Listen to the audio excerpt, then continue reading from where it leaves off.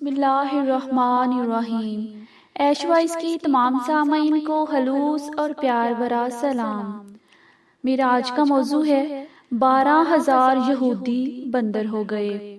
آج کے موضوع پر بات کرنے سے پہلے ہم اپنی ناظرین سے گزارش کرتے ہیں کہ اگر آپ ہماری چینل پر نئے ہیں تو سب سے پہلے ہمارا چینل سبسکرائب کریں اور بیل آئیکن کو پریس کرنا مت بھولیں تاکہ ہماری آنے والی نئی ویڈیو سب سے پہلے آپ کو ملتی رہے۔ روایت ہے کہ حضرت داؤد علیہ السلام کی قوم کے 70,000 آدمی عقبہ کے پاس سمندر کے کنارے ایلا نامی گاؤں میں رہتے تھے۔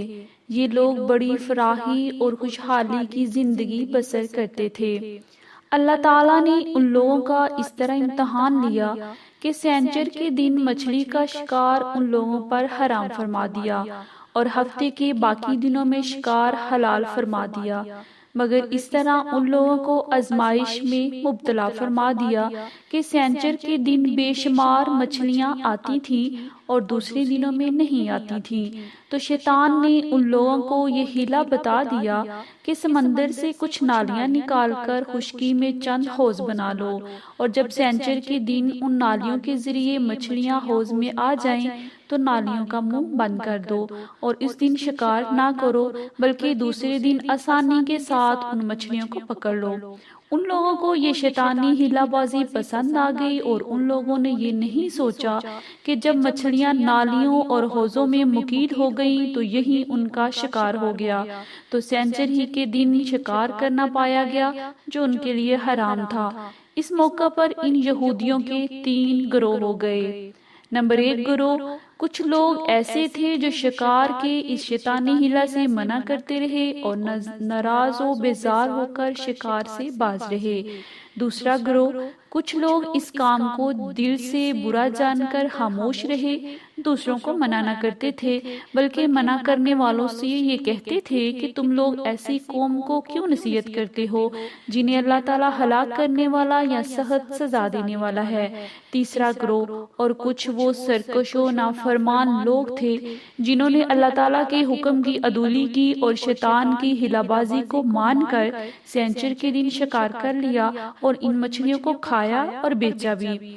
جب نافرمانوں نے منع کرنے کے باوجود شکار کر لیا تو منع کرنے والی جماعت نے کہا کہ اب ہم ان معصیت کاروں سے کوئی میل ملاپ نہ رکھیں گے، چنانچہ ان لوگوں نے گاؤں کو تقسیم کر کے درمیان میں ایک دیوار بنا لی اور آمد و رفت کا ایک الگ دروازہ بھی بنا لیا۔ حضرت داؤد علیہ السلام نے غضب و ناک ہو کر شکار کرنے والوں پر لعنت فرما دی۔ اس کا یہ اثر ہوا کہ ایک دن خطا کاروں میں سے کوئی باہر نہیں نکلا تو انہیں دیکھنے کے لیے کچھ لوگ دیوار پر چڑھ گئے تو کیا دیکھا کہ وہ سب بندروں کی صورت میں مسخ ہو گئے ہیں۔ اب لوگ ان مجرموں کا دروازہ کھول کر اندر داخل ہوئے تو وہ بندر اپنے رشتہ داروں کو پہچانتے تھے، ان کے پاس آ کر ان کے کپڑوں کو سونگھتے تھے اور زاروں زار روتے تھے، مگر لوگ ان بندر بن جانے والوں کو نہیں پہچانتے تھے۔ ان بندر بن جانے والوں کی تعداد 12,000 تھی۔ یہ سب 3 دن تک زندہ رہے، اس درمیان میں کچھ بھی کھا پی نہ سکے بلکہ یوں ہی بھوکے پیاسے سب کے سب ہلاک ہو گئے۔ شکار سے منع کرنے والا گروہ ہلاکت سے سلامت رہا، اور صحیح قول یہ ہے کہ دل سے برا جان کر خاموش رہنے والوں کو بھی اللہ تعالیٰ نے ہلاکت سے بچا لیا۔ اس واقعہ کا اجمالی بیان تو سورہ بقرہ کی اس آیت میں ہے۔ اور بے شک ضرور تمہیں معلوم ہے تم میں کہ وہ جنہوں نے ہفتہ میں سرکشی کی تو ہم نے ان سے فرمایا کہ ہو جاؤ بندر دتکارے ہوئے، اور مفصل واقعہ سورہ اعراف میں ہے جس کا ترجمہ یہ ہے۔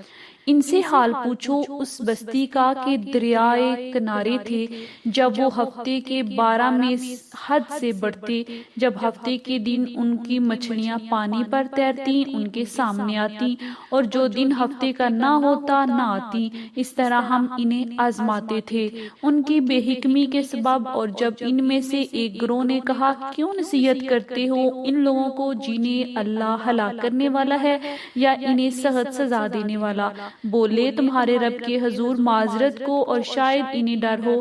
پھر جب وہ بلا بیٹھے جو نصیحت انہیں ہوئی تھی ہم نے بچا لیے، وہ برائی سے منع کرتے تھے اور ظالموں کو بری عذاب میں پکڑا، بدلہ ان کی نافرمانی کا۔ پھر جب انہوں نے معاملت کے حکم سے سرکشی کی ہم نے ان سے فرمایا ہو جاؤ بندر۔ معلوم ہوا کہ شیطانی ہیلا بازیوں میں پڑھ کر اللہ تعالیٰ کے احکام کی نافرمانیوں کا انجام کتنا برا اور کس قدر خطرناک ہوتا ہے۔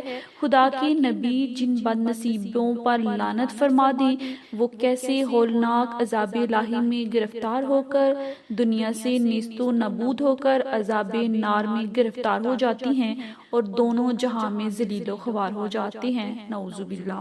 اصحاب ایلا کے اس دل دہلا دینے والے واقعے میں ہر مسلمان کے لیے بہت بڑی عبرتوں اور نصیحتوں کا سامان ہے۔